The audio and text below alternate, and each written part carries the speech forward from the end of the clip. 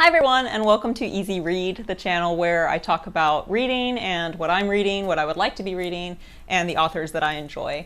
So today I'm going to be talking about Charles Dickens. Dickens was one of the first kind of adult authors that I read as a kid, one of the first authors that wasn't really geared exactly towards children, and I would really like him and want to talk some about him and his work. So just a caveat, I'm not a literary expert, I'm not a historian, and so the information that I have to share, I've researched it and I believe it to be pretty accurate. However, you should always go ahead and do your own research if you're interested in a topic.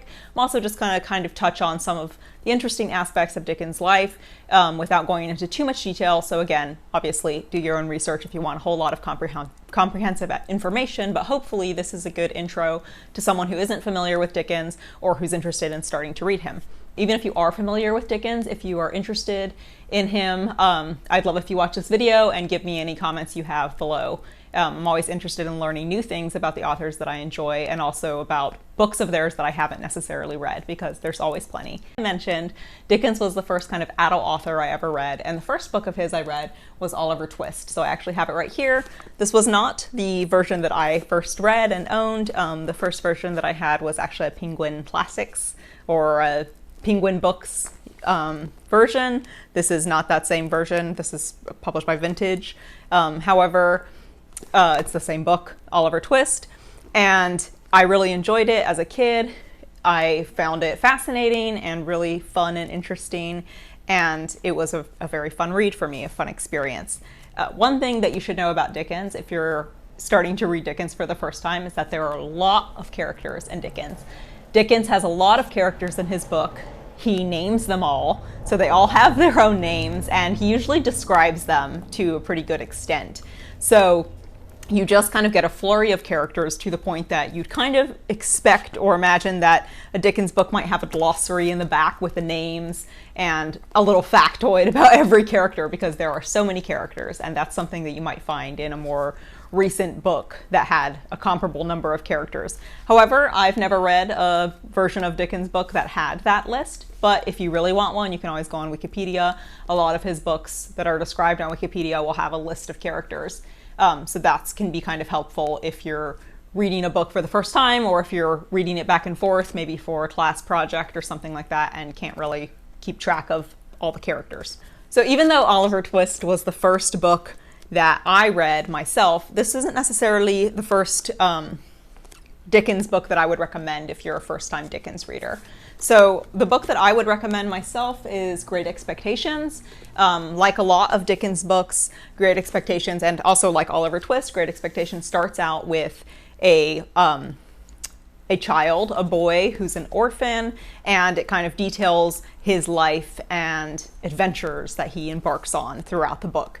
But Great Expectations to me was a little bit faster paced than Oliver Twist, a little bit different kind of adventures that I found a bit more compelling and exciting, more mystery in the narrative than what I found in Oliver Twist, and so I personally just enjoyed it a bit more, and I think it's a little bit of a better introduction to Dickens.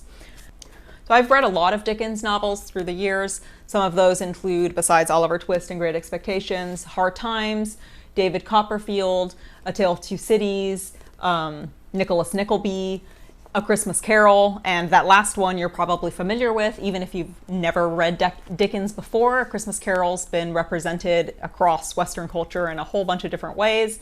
So besides the original novel, it's a short novel, a novella that Dickens wrote, that's been adapted into children's books, into movies, into plays, cartoons even, and I think there's even a Donald Duck version of A Christmas Carol. So that's really pervasive in our society. You've probably heard it or heard it referenced many times, even if you've never read the actual novella. But I think that Great Expectations is still the one I would recommend. It's not necessarily my favorite. Actually, I think that my favorite Dickens novels might be A Tale of Two Cities, which was the first novel that I can remember crying in when I read it. And I really loved it. I really still love the story. But I think that it's not quite as representative of Dickens' writing as Great Expectations. I think Great Expectations is just more representative. A Tale of Two Cities is a bit different. Takes place in kind of a different setting. The characters are different than a lot of traditional, more typical Dickens novels. So I would just recommend starting out with Great Expectations. I think it's more representative of Dickens' overall work. One book that I never really got to read of Dickens, which I have and I haven't read, which always makes me feel very pained, because I feel very pained whenever I have a book that I know I should have read and I own it, but I haven't read it. That always makes me feel a bit sad. When I was a kid, I didn't have that much access to books, and I always wanted to have read all the books in the house, and usually I had read all the books in the house. And so it always makes me a little bit, feel a little guilty when I have a book that I haven't read that I would like to have read, because that's an unfamiliar feeling to me and makes me feel guilty, like I've neglected a book. But one book that I have to make that admission about is a Dickens book, Bleak House. So I think you can see how thick this book is. It is a very long book. And the reason I have this book is because I was a teaching assistant for a college lit class in which Dickens was one of the main authors that we were reading. So I got all the books for free. They were given to me by the professor because I was his teaching assistant. And when you're a teaching assistant for a college class, you don't really have to read all the books for that class. Now, you're usually chosen as a teaching assistant for a course because of your general familiarity with the topic, and usually your familiarity with the professor and their standards and what they expect from students and what their class structure is kind of like, and your familiarity in general with the topic, right? So I had taken this professor before. He liked my writing. I knew what he expected, and we had read Dickens before in his classes. I had written essays about Dickens. The students were writing essays in this new class. So I did most of the reading for that class, but I did not quite make it through Bleak House. And I was overwhelmed that semester, had other things going on, and I continued to not make it through. And obviously it's been years since then, and I still haven't made it through Bleak House. So if you've read Dickens, and specifically Bleak House, before, and you think I'm really missing out on a classic that I should absolutely read, or if you think this is some of Dickens' best work, please let me know in the comments so I can prioritize this a little further up on my list than I have been. So I would love if someone could tell me some about Bleak House and why I should be reading it. So I did read some of it, but I didn't read all of it. And another thing about Dickens is that, like I said, there's all these different characters, and usually you have all these kind of different narratives weaving through. To some extent, there's kind of narratives going on in the background, and then by the end of the book, a lot of them get tied up in a kind of unexpected way back to the main character. And so I think that if you haven't read a Dickens novel all the way through, you can often miss that kind of aha moment of figuring out who everyone really was and how they related to the main character. So I'm not sure, because I don't actually know how Bleak House ends. I don't really love finding out the ending of books before I read them. I'd rather read them. So I don't really know that happens in Bleak House, but I expect, given Dickens' other work that I'm familiar with, that probably does happen. And I know that I'm probably missing out on it, which is always a really fulfilling, satisfying part of the story when everything kind of wraps up and you find out how all these tertiary characters were related to your main character. That's one thing that I appreciate about Dickens. I think that's kind of a little bit how real life works. One part of that, in real life, there's all these different characters that you encounter all the time. These side characters in your main story, right? Obviously my life is the main story for me, your life is the main story for you, but we have all these side characters that we're interacting with. Side characters in our story, main characters in theirs, of course. But in Dickens novels, you have all these other characters, which kind of, to me, is more realistic, because that's how it is in real life. Then the part of Dickens that is a little bit more fantasy, I think, is in the end, they all kind of tie together and relate to the main character in a way that's interesting, where obviously for most people, that doesn't really happen in our lives, or at least not as far as I know. I don't know. I haven't gotten to the end yet. Anyway, some interesting things about Dickens. Dickens, one of the most popular things that Dickens is known for is that he wrote a lot about impoverished people, about the kind of underclass of England. And he brought a lot of attention to circumstances such as child labor, workhouses, or poorhouses, where basically poor people were sent to work. And there wasn't usually any kind of real way out. It's not like you worked and then you made some money and then you left. Like, you just were there sometimes for your entire life working at the workhouse. And it was under really horrible conditions, kind of factory conditions with, no OSHA guidelines. So he brought a lot of attention to those things, also to these kinds of educational establishments that existed at the time, where basically they were kind of like boarding schools, or promoted as boarding schools, but really were just unregulated schoolhouses where people would get poor people to send their kids with the promise of they're going to receive a great education, but then in fact the kids would just be neglected, abused, forced to work. Oftentimes they could die because they were really mistreated at these locations. And meanwhile, their parents are kind of like paying money, a very reduced fees compared to what the wealthy pay, but nonetheless paying money with the anticipation that their kids are getting an education that's going to lead to a better life than what they had, when in fact that wasn't really the case. So Dickens' work oftentimes talks about children in circumstances like these, and he's credited a lot with bringing these things to light and bringing changes to these areas of society. However, historians seem to mostly agree that that wasn't really the case. Like, Dickens didn't really have a huge impact on social reform. Social reform was already occurring in the 1830s and 40s, and there were other people who were kind of activists in the social reform movement, which didn't include Dickens.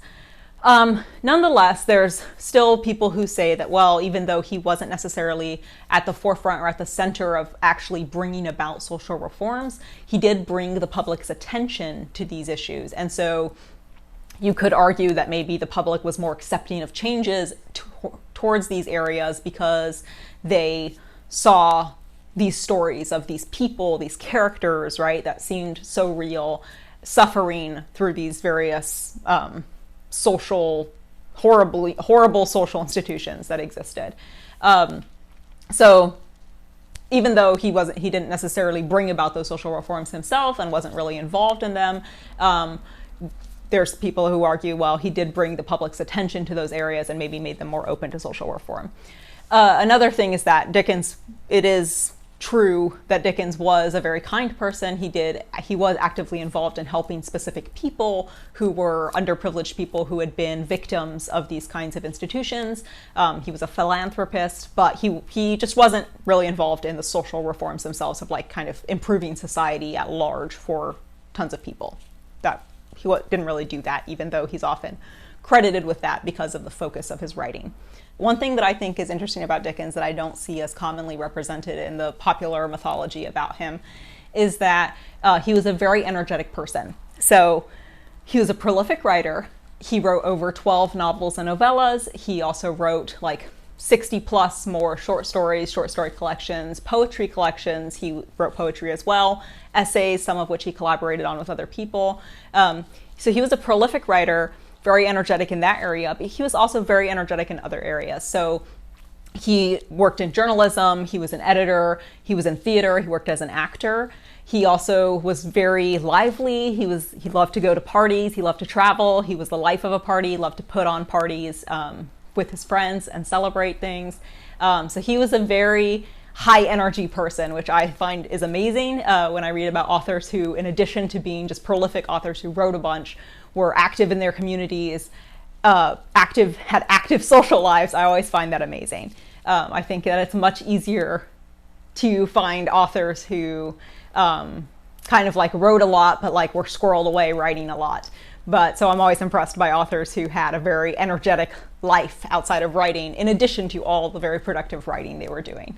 Dickens was one of those. This book is a book that I actually had bought for a class at some point. It's a biography of Charles Dickens. It's by Claire Tomalin, who is a renowned biographer, literary biographer. So I recommend this if you're interested in kind of reading more about the life of Charles Dickens. I believe it's one of the few biographies that I own. I am usually much more interested in reading the work of great authors than reading about the lives of the authors. But if you're interested in reading about the life of an author, this is a good biography, at least so my college lit professor seemed to think. So I think he's actually a good source on that. He was a little bit of a Dickens expert, I believe. So another thing, I guess, to be on the lookout for with Dickens, if you do read a Dickens novel, and especially if you have to read one for your high school or college class, is that it's something that I found interesting in Dickens' work, is that it seems like in a lot of instances, he has these characters that are very sympathetic. Again, they start out very poor, they're very sympathetic all the way through, but there seems to be a little bit of a vein of there's a sympathetic character who's poor, but then you find out that actually they're not poor, or they're not from a poor background, or like their blood is blue. I mean, not that they're royalty, but like they're from a higher class originally, like they're genetically higher class, whatever that means. But by that I mean like they are poor in circumstance, but their families were originally well off. So there's a little bit of a vein of classism, if you would, because even though he's making these poor people in poor circumstances very sympathetic, sometimes you then find out, I would say often you then find out, well, actually these are people who are from good families who came upon bad circumstances. And so then it begs the question of like, are these people sympathetic because they're people, or are they sympathetic because they actually are from good families and they were just poor through hard circumstances, as opposed to poor because they're bad people or lazy people? So it's a little bit of something that I would say, if you're reading a Dickens novel, look out for that, see if that book that you're reading has that theme. And I think that it's something interesting to write about if you're writing an essay on Dickens for a high school or college course. I think that it's something that isn't really called attention to all that often, especially at that kind of course level. So if you're interested in writing about it, it could be an impressive topic to bring up. So just look out for it. It's definitely prevalent in several of the Dickens books that I've read. Okay, so I think that that's all I've got for today. So if you have read a Dickens novel, or if you want to read one, let me know what you read. Let me know what you want to read. If you've read Bleak House and you think that I should really read Bleak House so I can know what I'm talking about, tell me that. If you think that Bleak House is an amazing book, let me know. If you think that there's a better book to start out with than Great Expectations that you would recommend to people, put it in the comments. I'm also always interested in knowing what kinds of authors people are exposed to. What authors are you reading in high school? What authors are you reading in your early college classes? What authors do you think that everyone should know about and everyone should read? Let me know in the comments. And again, if you found this at all helpful or interesting, give me a like, subscribe below if you want to see some of the next videos that I put together. And thanks so much for joining Easy Read, and look forward to talking to you later in the future.